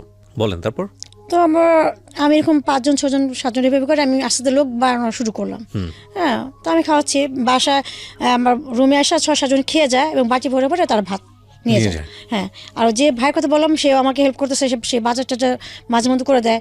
এবং আমি সন্ধ্যে হলে ভাইটার কাছে বলতাম যে বাচ্চাটাকে একটু দেখেন, দেখলাম 1 ঘন্টা আমি একটু বাজার করে আসি। আমি 1 ঘন্টার মধ্যে যাইতাম, আমার বাসার সাথে 1 নম্বর বাজার ছিল। হ্যাঁ, গিয়ে আমি বাজার করে আসতাম। আসলে সেই আবার রাতের কুটা রান্না বান্না আমার দেখা যায় রাত, আমার ঘুমাতে ঘুমাতে রাত 2টা বাজতো। হ্যাঁ, আর এই পাশে বাচ্চার খাওয়া দাওয়া, বাচ্চার কাজ সম্পূর্ণ সব আমার কিছু করতে হতো। এই করতে করতে আমার বাচ্চার বয়স 6 মাস আমি পার করলাম। আর আমার বাচ্চার দুধ চিনি কিনে দিতে হতো। হ্যাঁ, সব কিছু আমার এর মধ্যে হতো। তো 6 মাস পার করলাম। একদিন আমি 7 জন ছেলেকে বাসায় রুমে খাওয়াচ্ছি। তো 6 মাস যখন আমার বাচ্চার বয়স, আমার বাচ্চা 4 মাস থেকে 5 মাস পর তখনই হাঁপ কাটা শুরু করলো, তুতে করে টাঙ্কির উপরে চলে যায়। হ্যাঁ, টাঙ্কিটা একদিন তো টাঙ্কির গিয়ে সামনে মুখের সামনে গিয়ে আল্লাহ রহমত করছে যে আর দেখা যায় আধা হাতের জন্য আমার বাচ্চা পড়ে না, আমার বাচ্চা সেখানে মারা যেত। টাঙ্কি মানে কিসের টাঙ্কি? এটা পানির টাঙ্কি। ও পানির টাঙ্কির ওপরে ছিল আপনার ঘর? হ্যাঁ, এটা পানির টাঙ্কি। হ্যাঁ, টাঙ্কির ওই পাশে আমার একটা রুম ছিল। হ্যাঁ, আমি রুম থেকে বেরো টাঙ্কিটা পার হয়ে নিচে নামতাম। আচ্ছা আচ্ছা। আমি আমার সামনে আরো কয়েকটা ভাড়াটা রুম ছিল, রান্নাঘর ছিল, আর পাশে গোসলখানা ছিল টাঙ্কির ওই পাশে, হাতে বাম দিয়ে এভাবে। তো আমি যখন তাদেরকে ভাত খাওয়াচ্ছি আর টিফিন ভাত পড়ছে, তখন আমার বাচ্চাকে আমি ভিতরে রুমে বসে আমি খেলনা দিয়ে করতেছি, তো খেলতেছে। ওর মধ্যে আমার এক মামা আসছে। হ্যাঁ, আমার বাচ্চাটাকে নেওয়ার জন্য কোলে করে নিয়ে বাইরে ঘুরেতে নিয়ে যাবে আর কি। তো খুব একটু সুন্দর টুন্দর ছিল, বিকেল হলে নিয়ে যেত। তো আমার মামা জানতো না যে আমি এরকম রান্না টান্না করে সবাইকে খাওয়াই বা আমার জামাইয়ের এই সমস্যা। হ্যাঁ, কারণ আমি তো তাদেরকে তো সমস্যা অনেকবারই বলছি, তারা আমার কোনো হেল্প করে নাই, আমি কী করবো আর। হ্যাঁ, তো এর জন্য আমি তাদেরকে আর কোনো কিছু বলি না, আমি আমার মতো করে আমি আমার বাচ্চাটাকে আমি ফিরছি আমরা। এই তো আমার এইভাবে আমার 3টা বছর পার হয়ে গেল। আমার এই কর্মজীবন করতে করতে। এই 3 বছর আপনার হাজবেন্ডের সাপোর্ট কেমন ছিল? না, ও আর ছিল না, ওর আর কোনো দেখা সাথে কোনো কিছু ছিল না। মানে আপনি একা একাই এই মেস খাওয়াতেন? হ্যাঁ, আর আপনার বাচ্চাকে মানুষ করতেন? মাঝখানে আমার মেয়ের বয়স যখন 2 বছর 1.5 বছর, তখন আমি যখন সবাইকে খাওয়াচ্ছি রুমে, আমার মামা এসে দেখা আমার নানুর কাছে গিয়ে বলে যে জামাই থাকতে পরপুরুষেরকে ভাত বাইরা খাওয়ানো মানে গেরি করা এক কথা, সেই কথা বলো। তার এই কথা শোনার পর আমি প্রচুর পরিমাণে কানো করলাম যে তারা কেউ আপনাকে এসে 1 টাকা দিয়ে সাহায্য করছে না, কিন্তু কথা বলার সময় সবাইকে পাওয়া যাচ্ছে। সবাই, এটা আমাদের সামাজিকতার আরেকটা বিষয়। হ্যাঁ, তখন আমি আর কি আমার বাসায় ভাইটাদের সাহেব আলোচনা করলাম যে কেউ আমাকে 2 টাকা দিয়ে সাহায্য করবে না। হ্যাঁ, কেউ আমার বাচ্চাকে একটা দুধের ডিব্বা কিনে দেবে না। তখন আমি বাসা ছেড়ে দিছি। সেখানে একটা জিনিস খেয়াল রাখেন, ক্লাস 8 পাস এই ভদ্রমহিলা কি করবে, কোন প্রতিষ্ঠানে গিয়ে কাজ করবে? যদি আপনি বলেন যে গার্মেন্টসে গিয়ে কাজ করতে পারে, বাচ্চাটা কার কাছে রেখে যাবে? তাহলে উনি কি বেঁচে থাকবেন? ওনার কি বাঁচার অধিকার নাই? তাহলে সিচুয়েশনটা ক্রিয়েট করে দিচ্ছে পরিবার আর সমাজ, রেসপন্সিবিলিটি সমস্ত যাচ্ছে এই মহিলাটার কাছে। মানে এটা কি ধরনের মানসিকতা? ওকে, তারপর তখন আমি বাসাটা ছেড়ে আমি অন্য একটা বাসা নিলাম এক রুমে। তো ওই যে ভাই আমাকে হেল্প করতেছে, ওই যে যাদের রান্না করতেছে, সে একজন যার কথা বললাম মাঝখানে ভাইয়া, সেই আর কি বাসা আসে খাবার টাবার নিয়ে যায়, বক্সে ভরে দিয়ে নিয়ে যায়। এবার আমার বাচ্চার বয়সটা 3 বছর 3.5 বছর হয়ে গেল। তো এরপর হঠাৎ করে আমার তলপেট প্রচুর পরিমাণে পেন করতো। হ্যাঁ, আমি ব্যথা ওষুধ খেয়ে আমি প্রায় 6 মাস পার করলাম। তারপর হঠাৎ করে আমি অজ্ঞান হয়ে পড়ে যাই, আমাকে হসপিটালে নিয়ে যায়, ওই যাদেরকে ম্যাচ খায় তারাই আমাকে ধরে টেরে নিয়ে যায়। গিয়ে ডাক্তার দেখানো হলো, ডাক্তার মহিলাটাতে বললো আমার জ্বরের পাশে টিউমার হয়েছে। আমার ইমার্জেন্সি যদি আমি অপারেশন আজকের মতো না করা হয় তাহলে আমার এটা ক্যান্সারের লক্ষণ, ক্যান্সারে দেখা দেবে। তখন আমার কাছে তো আটানা পয়সা নাই, আমি কীভাবে আমার অপারেশন করব। তখন ওই ভাইয়া ওখানে তো 30-40 জন শ্রমিক কাজ করতো, সবার কাছ থেকে 500-1000 এভাবে করে 30,000 টাকা এক করে তারা আমাকে অপারেশন করেছে এবং তারা আমাকে দেখছে, তারাই সুস্থ করেছে। হ্যাঁ। তো তারপর আমি 3 দিন পর আমি বাসায় আসি, আর ওখানে যে বাসায় ভাড়া থাকে ওখানে বেহারি এক মহিলা ছিল, আমার বাচ্চাকে এই 2 দিন সে দেখছে করছে। তো তখন আমার মেয়ের বয়স 3 বছর। হ্যাঁ, আমি মাত্র ওকে না প্লেতে ভর্তি করেছি, তুরতুরে যায় গিয়ে স্কুলে চলে আসে, বাসার সাথে স্কুল ছিল। তো এর মধ্যে হঠাৎ করে আমার আমার একটা ফোন আসলো দেশের বাড়ি থেকে। আচ্ছা, ফোন আসলো, আমি রিসিভ করলাম, কে আপনি, কাকে চান, হ্যান তেন। তখন কি হাজবেন্ডের সঙ্গে সম্পর্ক একেবারে নাই, কোনো যোগাযোগ, মানে কোনো যোগাযোগ নাই, ডিভোর্স হয়নি কিন্তু কোনো যোগাযোগই নাই।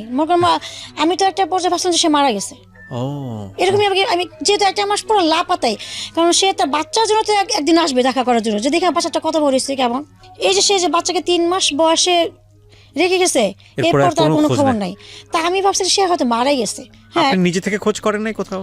আমি নিজে থেকে এর জন্য খোঁজ করি নাই যে সে তো আমাকে আমার বাচ্চাকে দেখবে না, আমাকে টর্চারিং করবে, আমি যদি মারা যাই আমার বাচ্চার কি হবে। আচ্ছা, ওকে, যাই হোক, তারপর যেটাই হোক না কেন ওনাদের মধ্যে যোগাযোগ ছিল না 3 বছর যখন বাচ্চার বয়স, তার মানে আপনি এটা বোঝেন যে প্রায় 2.5 থেকে 3 বছর ওনাদের মধ্যে কোনো কমিউনিকেশন নাই। হ্যাঁ, বলেন তারপর। তো তখন আমি ওই রংনামা থেকে ফোন আসার পর তার সাথে আমি কথা বললাম। তো আমি বললাম আপনাকে চেনাই ভেবে কথা বলার পর সে বললো আপনার কি ফেসবুক আছে কিনা।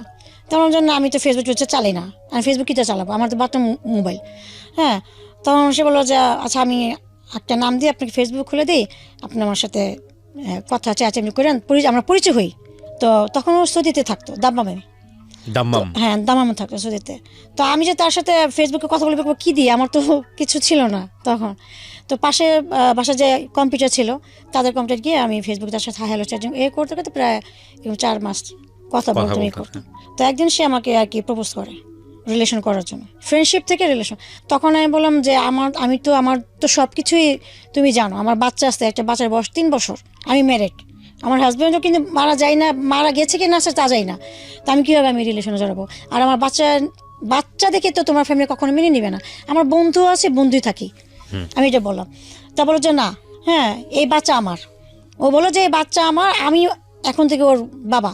হ্যাঁ, তুমি ওকে বলবা যে তোমার বাবা বিদেশ থাকতো, আমি যখন দেশে আসবো তখন পরিচয় করে দিবা যে তোমার পাপা এটা, আমাকে ও বলছে। আমি বললাম যে এটা হয় না। ও বলছে যে হ্যাঁ আমি এইটাই করব, আমি সব কিছু জেনে তোমার সাথে আমি সম্পর্ক করবো। এরপর দেখেছে না আমাকে সিমে ফোন অনবর, আমি তখন ফেসবুকে সব বন্ধ করে দিচ্ছি, যোগাযোগ না করতে পারে আমার সাথে। দেখে সিমে অনবর ফোন দিতেছে, এই করে প্রায় 1 মাস ফোনের পর ফোন আমাকে করছে। তখন আমি নিজেকে একটু সুযোগ দিলাম যে দেখি, আর তখনই আমি একটু ফিল করলাম তার প্রতি আমার ভালো লাগে, আমার একটা কাজ করছে। হ্যাঁ, তখন এক পর্যায়ে আমি সম্পর্কে জড়িত হয়ে যাই। হ্যাঁ, এক পর্যায়ে আমি তাকে ভালোবেসে ফেলি, তার সাথে আমার একটা সম্পর্ক হয়ে যায়। তখন সে আমাকে বললো যে তুমি আর এই রান্না টানা বাদ দাও, ম্যাচ খাও না, বাদ দিয়ে দাও। তখন বললাম এগুলো বাদ দিলে আমি চলবো কীভাবে, বাচ্চাকে কে বাসা বাড়িতে আমি দিব সব কিছু, তোমার যা খরচ লাগে আমি দিব। তো ওর সাথে আমার দীর্ঘ 7 বছর সম্পর্ক ছিল। এই 7টা বছর আমার বাচ্চার খরচ, আমার খাবার দেওয়া, বাচ্চা খাবার, ঘর ভাড়া 7টা বছরও চালাইছে। আচ্ছা, 7 বছর ওনার সঙ্গে আপনার দেখা হয়েছে? ওর সাথে সম্পর্ক 2 বছর পর দেশে আসছে। আচ্ছা, হ্যাঁ, দেশে এসে দেখা করছে, দেখা করে 1 মাস ছিল, ওর দেশের বাড়ি চাঁদপুর। হ্যাঁ, 1 মাস থেকে পরে আবার কাতার চলে গেছে। আচ্ছা, পরে কাতার চলে যাওয়ার পর আবার আসার পর আমাকে বিয়ে করছে। বিয়ে করলো আপনাকে? হ্যাঁ। কয় বছর পর বিয়ে করলো? 7 বছর পর, আমাদের সম্পর্ক 7 বছর পর বিয়ে করছে আমাকে। আচ্ছা, তো আপনার আগের হাজবেন্ডকে আপনি ডিভোর্স দেননি? হ্যাঁ, ডিভোর্সটা, হ্যাঁ বিয়ে করার আগে ডিভোর্স দিচ্ছি আমি তাকে। তার মানে 10 বছর যাবত উনি লাপাত্তা, আপনার হাজবেন্ড প্রায় 10 বছর যাবত লাপাত্তা, তারপরেও আপনি ডিভোর্স দেননি, যেহেতু আপনি আরেকটা সম্পর্কে যাচ্ছেন সেই কারণে আপনি ফর্মুলা তাকে ডিভোর্সটা দিলেন। হ্যাঁ, ডিভোর্সটা কি হিসেবে দিয়েছেন? আপনার হাজবেন্ডের কোন ঠিকানায় আপনি কাগজ পাঠিয়েছেন? আমার হাজবেন্ডের ফরিদপুর বাড়ি। হ্যাঁ, ওই ঠিকানাটা ছিল। তো ও যখন আমাকে দেশে আসার আগে ও তো ওর সাথে সম্পর্ক আমার তো কাছাকাছি না, দূরে দূরে বিদেশে, এই ফোনে কথা, 24 ঘন্টা ফোনে কথা বলতাম, ভিডিওতে দেখতাম, এটাই আমাদের সম্পর্ক। হ্যাঁ, সামনাসামনি না। তো হুট করে আমি আমার মাথায় টাচ করলো, ও যে আমাকে বিয়ের কথা বলতেছে, আমার হাজবেন্ডের সাথে আমার তো ডিভোর্স হয় নাই, আমি ডিভোর্স না, আমি বিয়ে করি কীভাবে, তো এই কীভাবে ডিভোর্স দিতে হয় বা কীভাবে কাগজ তুলে, এটা আমি একটু বুঝতাম না তখন এটা। তো তখন আমি আমার মামিকে বললাম, তখন বললো যে তোর যে কাজ সে বিয়ে হয়েছে ওখানকে তোর কাবিনামা তুলতে হবে, তুলে গিয়ে তারপর সে করতে হবে, তাহলে চল তোর সব কিছু আমি করে দিচ্ছি। তো যেখানে আমার কাজে ইয়ে হয়েছে সব কাগজপত্র তুলে সব কিছু করে আমি ওই ঠিকানার মতো আমাকে তারা বলে দিল যে এমনি এমনি করে সই দেন, এটাই করেন, এভাবে আমার কাজ পাঠিয়ে দিব। পর ওই সব তারা যা বলছে সেভাবে করলাম। তখন ডিভোর্সনামা ওর দেশের বাড়িতে পাঠিয়ে দিচ্ছে। আচ্ছা, তো আপনারা বিয়ে করলেন তারপর? হ্যাঁ, তারপর ও দেশ আসলো। দেশ আসার পর আমরা জুলাইয়ের 3 তারিখে 2016 তারিখে আমরা 2016-তে হ্যাঁ, বিয়ে করলেন। ও দেশে আসছিল মাত্র 19 দিনের জন্য। আচ্ছা, 19 দিনের জন্য আসছে। তো বিয়ে করলাম। বিয়েটাকে পর আমাকে দেশে নিয়ে গেল ওদের বাড়িতে। হ্যাঁ, দুবাইতে। আর আমার মেয়ে তো তৎক্ষণাৎ তখন বড় হয়েছে। কত বছর বয়স তখন মেয়ে? তখন এখন আমার মেয়ে ক্লাস 9-এ পড়তেছে। তো তখন তো এটা 3 mature। বছর আমার মেয়ে ম্যাচুর। হ্যাঁ, 3 বছর আগের কথা। তো আমার মেয়েকে ওর আম্মাকে বললো 5-6-এ পড়ে, চাচাতো বোনের মেয়ে, ওর মাকে বললো। হ্যাঁ, মিথ্যা কথা আর কি। আচ্ছা, হ্যাঁ, ওর কথা যে আমাদের যাওয়ার পর 2-3 মাস পর তোমার বিষয়টা আর কি আস্তে ধীরে বলবো, এখন গরম কিছু বলা যাবে না।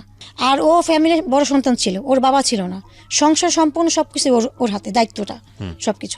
তো আর ও বিয়ে করতে দেরি এই জন্য করছে যে দেখো আমি আমার ফ্যামিলিকে আমি সব কিছু দিয়ে দিই, সম্পূর্ণ সব, আমার ভাইকে নিজে পায়ে দাঁড়া করে, বোন 2টাকে বিয়ে দিয়ে দিই, সম্পূর্ণ সব কিছু পর যদি আমি তোমাকে বিয়ে করার পর আমার ফ্যামিলিকে যদি বলি যে তোমার অতিথিটা, তাহলে অবশ্যই আমার ফ্যামিলি মানতে বাধ্য হবে, কারণ আমি তাদেরকে সব কিছু করে দিছি। হ্যাঁ, তাহলে আমার একটা পছন্দ কি তারা মেনে নেবে না, এটাই। তো দেশে গেলাম, যার পর ওখানে থাকলাম 1 সপ্তাহ। 1 সপ্তাহ থাকার পর আমার যখন ঢাকা আসছি, আমি যেখানে থাকতাম সে পাশে যে মামি আমার শাশুড়িকে ফোন দিয়ে সব কিছু বলে দিছে, আপনার ছেলে তো এই, হ্যাঁ, এই মেয়ের সাথে 7-8 বছর সম্পর্ক, হ্যাঁ, সব টাকা পয়সা দিয়েছে, আপনার ছেলেকে চুষা খাইছে, লাখ লাখ টাকা খাইছে। হ্যাঁ, এ কথা বললো। না জানি মেয়ে কোন জাদুটনা করছে, আপনার ছেলে মেয়ের জন্য এত কি পাগল, হ্যাঁ, টাকা পয়সা সব এঁকে দিছে, এবং আরেকজনের বাচ্চাকেও পাল্টাছে, আমার মেয়ের কথা বললো, পাল্টাছে, এবং বিয়ে করছে কিছুদিন আগে, এই কথা। তখন আমার শাশুড়ি না আমার হাজব্যান্ডকে কিছু বলে নাই। যখন 19 দিন পর দেশের বাইরে চলে গেছে কাতারে, চলে যাওয়ার পর ওকে ফোন দিয়ে ওকে টর্চারিং করতেছে, তুই আমার ছেলে আমার সাথে এত বড় প্রতারণা করলি, এত বড় মিথ্যাতে বললি। আমার শ্বশুরবাড়ির আত্মীয় যারা আছে আমার শাশুড়ি সবাইকে এটা বলে দিছে। হ্যাঁ, বলে দেওয়ার সবাই ওকে ফোন দিয়ে বলতেছে যে তুই এটা কি করছিলি, তুই এত সুন্দর একটা ছেলে, দেখতে সুন্দর কোনো কম না, হ্যাঁ, আর মেয়ে তো এমন না যে সুন্দরী যে এই জন্য তুই পাগল বিয়ে সম্ভব করছো, মেয়ে তো তেমনটা না, যে তুই কি দেখা মেয়েকে এত ভালোবাসিস, কি দেখে এইগুলি, আর এমনি করে কি সবাই কি এতটা কি ওকে তিক্তটা একটু খারাপ জঘন্য কথা বলতেছে, ওর মাথা বেড়ে নষ্ট হয়ে গেছে, আউট হয়ে গেছে। তখন ও বাস্তবতার সামনে আসলো। বাস্তবতার সামনে এসে যখন ও লজ্জা পাচ্ছে সবার কাছ থেকে, তখন আমি ঢাকা, তখন আমাকে ফোন দিয়ে বললো, তুমি তোমাকে অনেক ভালোবাসো, তুমি একটা কাজ করবো। আমাকে কি, তুমি আমার উপরে বিশ্বাস করে তুমি দেশে যাও। আমি বললাম কেন? কিন্তু আমাকে যে দেশে পাঠাচ্ছে, ওর ফ্যামিলি অর্থাৎ শুনে ওরা প্ল্যান করে রাখছে আমাকে দিয়ে ডিভোর্স দেওয়া হবে, একটা খালি স্টেপের সিগনেচার দেওয়া হবে। হ্যাঁ, প্ল্যান করছে, এটা কিন্তু আমি জানি না, এটা আমার হাজব্যান্ডের সাথে কথা বলেই সব কিছুই। আর হ্যাঁ, আমার হাজব্যান্ড যেমন সবসময় বলে আমি তো ডিভোর্স দিব না, তাই না? এই জন্য আমাকে মিথ্যাতে বলে যে তুমি দেশে যাও, দেশে গিয়ে, যেহেতু আমার মা সব যাই নিয়ে গেছে সব কিছু, তুমি কি আমার পাটাদের মাপচা সব কিছু করে মিল হইয়া আসো, যাও। তা আমি ওর উপরে বিশ্বাস করে কথাটা বিশ্বাস করলাম। বিশ্বাস করার পর আমি দেশে গেছি। দেশে যাওয়ার পর আমার শ্বশুরবাড়িতে আমাকে তুলে নাই। আমি আমার কাজিনের হাজবেন্ডের সাথে, আমি আর আমার খালার সাথে গেলাম দেশে, ওর বন্ধুর বাসা আমাকে তুলছে। ওখানে গিয়ে দেখি প্রায় 10 জন পুরুষ মানুষ ছিল। হ্যাঁ, তারপর এক মুরব্বি বললো যে তোমার শাশুড়ি তোমাকে মাইনে নিছে, যা হয়েছে মাইনে নিছে, এখন আমরা সবাই তোমার পক্ষে, হ্যাঁ, তোমার পক্ষে, আর এর জন্য তুমি এই স্টেমে একটা সই দাও। হ্যাঁ, কেন দেখা যায় তোমার জামাই থাকবো না, তোমার শাশুড়ি যদি নির্যাতন করে, হ্যাঁ, সেক্ষেত্রে আমরা তোমাকে হেল্প করবো। আমাকে মিথ্যা কথা বলতেছে, আসলে কিন্তু আমাকে ডিভোর্সের জন্য সই দিতেছে। তা আমি তখন বুঝতে পারার পর আমি আমার হাজব্যান্ডকে ফোন দিলাম, যে বললাম যে এগুলো কী হচ্ছে, যদি আমার শাশুর সাথে মিল করানো হয় দেখেন এত লোকজন কেন, 10-12 জন পুরুষ মানুষ, এত লোক, এত ভিড়ভাড় তো দরকার নেই, তাই না? আর আমাকে তোমাদের বাসায় তুলো না, আরেকজনের বাসায় কি? তখন আমার জামাই বলতেছে কি, ওরা যা বলে যাবে তুমি তেমনি করো, আমাদের ভালোর জন্য। তো ও আমাকে সরাসরি বলতে পারতেছে না ব্যাপারটা, যে এই ব্যাপার, কিন্তু আমি কিন্তু এখন বুঝে গেছি।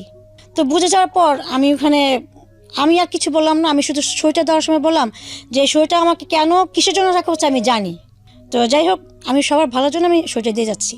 তো আমি চিকিৎসা দিলাম, দিয়ে সেদিন রাতে লঞ্চে আমি উঠছি মেয়েকে নিয়ে। হ্যাঁ, তারা আমাকে একটা থাকতে দিল না, তারা আমাকে বলতেছে কি আপনার থাকা দরকার নাই, চলে যান আজকে রাতের মতো। হ্যাঁ, আমরা নতুন করে ঢাকায় যাব, সবাই বরযাত্রীর মতো আপনাকে বউ সাজায় নিয়ে আসবো সবাই।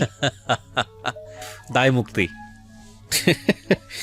বলেন তারপর। হ্যাঁ, ওখানকার যারা ছিল পুরুষরা, ওর বন্ধু বান্ধব, আবার আমার শাশুড়ি, হ্যাঁ, তো বলছে যে মা তুমি যাও গা এখন, যাওয়ার পর আমি 3-4 দিন পর আমার পোলা টাকা টোকা দিয়ে যাবো, আমরা গয়না কাছে দিয়া একটা তোমার বউ সাজা একটা সুন্দর করে করে নিয়ে যাবো, সবাই যা দেবো তুমি আমার ছেলের বউ, এমনি করে। তা আমি সব বুঝতে পারছি, আমি কিন্তু তাদের কথা শুনতেছি আর ভিতরে আমি খালি হাসতেছি, আবার চোখের পানিও আর কি পড়তেছে না, এমন একটা অবস্থার মধ্যে ছিলাম।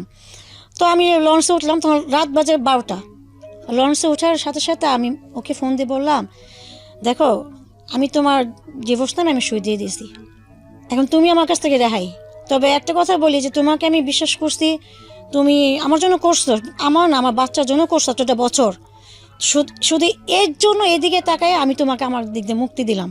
কারণ আমি চাই না তুমি আমার জন্য দুনিয়া সবার কাছে ছোট হও, কারণ তোমার নিজের মুখের কথা আমার লাইফের হিস্ট্রি নাকি তোমার বাসার তোমার আত্মীয়স্বজন কুত্তা সবাই জেনে গেছে।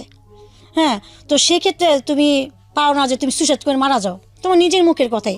তা আমি তো জীবিত থাকা অবস্থায় আমি তোমার এতটুক ফোনটা রেখে দিছে। তো আমি লঞ্চের বাইরে যে গ্রিল থাকে না, যে ওখানে বসে থাকে, দাঁড়া থাকে, তো ওখানে আমি দাঁড়ায় আমি কান্না করতেছি, প্রচুর পরিমাণে কান্না করতেছি আর কি, যে কি হলো আমার লাইফ, এগুলা হচ্ছে কি। আমি একটা আশা করলাম, একজনকে লাভ করলাম, এটা মনে আমার হয়তো আমার জানা মজা ফার্স্ট ভালোবাসা ফার্স্ট বিয়ে, এই যে আমার মতে ওইটা তো আমার একটা অন্যটা পার্ট ছিল। তো এই করে আমি প্রচুর পরিমাণে কান্না করলাম, কান্না করতে করতে হুট করে আমি 2টা পাউচা করে আমি উঠলাম যে আমি এখন লাভ দিয়ে মারা যাবো, সুইসাইড করবো। মানে আপনার প্ল্যান ছিল আপনি সুইসাইড করবো। আমি পারতেছি না লোড নিতে, এত কষ্ট, এতই একটা মেয়ের লাইফে কি ভেবে হয়, তখন আমি লোড নিতে পারতেছি না। তখন আমি উঠে যে দাঁড়ালাম লাভ যখন দেওয়ার জন্য, হুট করে আমার চোখের সামনে আমার বাচ্চার যে ছোটোকালে যে যখন 2 বছর ছিল, ওর সেই ছবিটা আমার চোখের সামনে ভেসে উঠলো। ভেসে ওঠার পর আমি পাটা নিচে নামিয়ে দিলাম, নামিয়ে দেওয়ার পর তখন আমি ওই তখন প্রায় দীর্ঘ 1000 ঘন্টা আমি পানিতে তাকিয়েছিলাম আর চোখের পানি ফেলতেছিলাম যে আমি তো একটা মা। দেখেন, ভেরি ট্রাজিক। মানে 13 বছর 14 বছর বয়সে মেয়েটার বিয়ে হয়ে গেল, যখন সে বিয়ে বোঝে না, সংসার বোঝে না, প্রেম বোঝে না, এগুলো করার পরে না লাইফের এই রিয়েলিটিগুলো ফেস করা ব্যাপার আসে। তো সেরকম একটা বয়সে সংসার, বাচ্চা বোঝে না, শারীরিক সম্পর্ক বোঝে না, সেই সময় বাচ্চার মা, তারপরে জীবন চলতে গিয়ে এই বাচ্চাটাকে লালন পালন করতে গিয়ে অবর্ণনীয় কষ্ট, এবং জীবনে এই পর্যায়ে একটা মানুষ আসলো, তাকে সে মনের অজান্তে ভালোবেসে ফেললো, মানুষটাকে বিয়েও করলো, কিন্তু আমাদের সামাজিকতা তাকে সেই জায়গাটায় স্টাবলিশড হতে দিল না। আজকের এই গল্পটা থেকে ভয়ঙ্কর কিছু শেখার আছে। জীবন থেকে সে দায়মুক্তিও চেয়েছিল, কিন্তু সে জীবন থেকে দায়মুক্তিও নিতে পারেনি, কারণ তার সন্তান আছে। এটা একটা ভয়ঙ্কর রকম একটা স্টোরি, এবং এই ভয়ঙ্কর স্টোরি বাংলাদেশের অসংখ্য মেয়ের স্টোরি। এই একটা অ্যাঙ্গেল অনেক মেয়ের মধ্যে খুঁজে পাওয়া যাবে, কারণ আমি আমার জীবন গল্পে এত গল্প প্রচার করেছি এই টাইপের, মানে বর্ণনাতীত বলা চলে। তাই একটা পুরো জীবনটা স্পয়েল হয়ে গেল না এক অর্থে। একটা মূল্যবান জীবন, নিজের কোনো স্বপ্ন নাই, নিজের কোনো সিদ্ধান্ত নাই, নিজের কোনো স্বাধীনতা নাই, নিজের পায়ে দাঁড়ানোর ক্ষমতা নাই। কিন্তু এই ভদ্র মহিলা তার নিজের জীবনটাকে নিজের মতো করে গড়তে পারতো যদি একটা জায়গায় আমরা কোনো কম্প্রোমাইজ না করতাম, সেটা হচ্ছে ওনার যদি ক্যারিয়ার থাকতো। আর ক্যারিয়ারের জন্য কি দরকার ছিল? শিক্ষার দরকার ছিল। সো এই জন্যই আমি বলি যে ছেলের চেয়েও মেয়েদেরকে বেশি করে শেখানো উচিত, কারণ একটা ছেলে তো গায়ে গতরে খাটতে পারে, অ্যাটলিস্ট সে সৎপথ ইনকাম করার জন্য রিক্সাওয়ালা হতে পারবে। হ্যাঁ, মানে যদি একবারে বিলো লেভেলের চিন্তা করি। কিন্তু এই মেয়েটা কী করবে বলেন? এই ভদ্রমহিলা যেখানেই যাবে পদে পদে বাধা, যেখানেই যাবে হায়নার মতো মানুষ ওত পেতে আছে, সুযোগ নেওয়ার চেষ্টা করবে। তো সেই জায়গাটা থেকে উনি যদি শিক্ষিত হতেন, মিনিমাম লেভেল অফ এডুকেশন যদি ওনার থাকতো, এবং উনি যদি একটা জব করতেন, ওনার যদি সলভেন্সিটুকু থাকতো, উনি যদি আয় করতে পারতেন, তাহলে ওনার লাইফটা হয়তো অন্যরকম হতো। আমি জানি এই কথাগুলিই বলতে আপনি এখানে এসেছেন, আরও কিছু কি বলতে চান শেষের দিকে এসে? শেষে এটাই বলতে চাই যে আমাদের সমাজ আমাদের অনেক ধিক্কার দেবে। সমাজ একটা মানুষের অনেক লাইফে অনেক দুঃখ কষ্ট নিয়ে তারা সমালোচনা করবে, কিন্তু তারা কিন্তু পাশে এসে দাঁড়াবে না। একটা মেয়ের অতীত নিয়ে ঘাটাঘাটি করবে, কিন্তু তারা কখনো পাশে এসে দাঁড়ায় সেই মেয়েটা লাইফটাকে ঠিক করে দিবে না। তা আমার নিজের মেয়ে কিনে টেনশন হয় না? আপনি নিশ্চয়ই চান না যে আপনার মেয়ের জীবনটাও আপনার মতো হোক? আমি চাই না যে আমার মেয়ের জীবনটা আমার মতো হোক, কারণ যদি চাইতাম তাহলে হয়তো আমি আমার মেয়েটাকে ছেড়ে হয়তো আমি একটা বিয়ে করতে পারতাম, লাইফটা সুন্দর করতে পারতাম। আমি ছেড়ে যাইনি। যখন আমি পাটা নেমিয়ে দিলাম তখন আমি দেখলাম যে আমি একটা মা, এই বাচ্চা তো আমার। যাই হোক, আমার লাইফে যা ঘটে গেছে, আমি তখন আমার প্রচুর পরিমাণে আমি কান্না করার আমার চোখের পানি আমি মুছে ফেলে দিলাম এবং বললাম যে আমার এখন শক্ত হতে হবে। আমি যদি এখন দুর্বল হয়ে যাই, আমার বাচ্চাকে আমি বাঁচাতে পারবো না। আপনি এখন কি করেন, মানে কিছু করেন? আমি এখন চলে কিভাবে আপনার? আমার ওই যে মার কথা বললাম তার সাথে থাকি, আমি টিউশনি করি এবং আমার বাচ্চাকে চালাই। এবং তার সাথে ডিভোর্স হওয়ার পর এই 3 বছর আমি এভাবে কষ্ট করে দিন পার করছি। এটাই। কয় টাকা ইনকাম হয় আপনার টিউশনি করে? টিউশনি করে মাসে আমি 6,000 টাকা আমার। এই 6,000 টাকাতে আপনার মাস চলে? আপনার বাচ্চার লেখাপড়ার খরচ আপনার হয় না, আমার খুব প্রবলেম হয়ে যায়। এখন আমার এই মাসে 5 থেকে 6,000 টাকা দিয়ে আমার চলতেছে, বাট এভাবে আমি পারতেছি না। কিন্তু এখন আমি চাই যে আমার সাথে যেটা ঘটছে, হ্যাঁ, আমার বাচ্চার সাথে সেটা যেন না ঘটে। আমি আমার বাচ্চাটা একটা ভালো একটা লাইফ দিতে চাই, সুন্দর একটা ওকে শিক্ষাগত যোগ্যতা দিয়ে আমি তৈরি করতে চাই। জবে ট্রাই করেছেন? হ্যাঁ, আমি জবের জন্য অনেক ট্রাই করেছি। আমার শিক্ষাগত যোগ্যতা না থাকার আমার জব আমাকে কেউ নেয়নি। হ্যাঁ, যাও আমি 2-1 জায়গায় 2-3 জায়গায় আমি একটু আমাকে অ্যাকসেপ্ট করছে, তারা আমাকে উল্টাপাল্টা আমাকে হিংস দিছে, যেটা আমি অ্যাকসেপ্ট করতে পারিনি। সেই জন্য আমি এখানে ফিরে আসছি। ওনার 35 ইয়ার্সে ওনার যে অভিজ্ঞতা, সব কিছু মিলিয়ে ওনার জীবনটাকে আজকে এরকম করার জন্যে পরিবার দায়ী, সমাজ দায়ী। ওনার আসলে এই গ্রাফে ওনার কোনো দোষ নাই, কারণ শিক্ষাটা আসলে পরিবার থেকে দেওয়া উচিত ছিল এবং একই সাথে ওনার অর্থনৈতিক সাপোর্টের জায়গাটাও পরিবার থেকে নিষেধ করা উচিত ছিল। অর্থনৈতিক সাপোর্টটুকু যদি না দিতে পারে, অ্যাটলিস্ট তার পড়াশোনা বা বিদ্যাটুকু অন্তত পরিবার থেকে দেওয়া উচিত ছিল, যাতে করে মেয়েটা আজকে নিজের পায়ে দাঁড়াতে পারে। সুতরাং আমি বারবারই আপনাদেরকে বলবো যে তিশা আজকে এসে এভাবে গণমাধ্যমকে ফেস করে আপনাদেরকে সতর্ক করে গেল। আমি বারবারই বলি যে তিশার মতো অসংখ্য মেয়ে আছে আমাদের সোসাইটিতে, অসংখ্য মেয়ে আছে, শুধুমাত্র প্রপার এডুকেশন হয়নি, এবং প্রপার এডুকেশন হয়নি বলে তারা আজকে একটা ভালো জব পাচ্ছে না।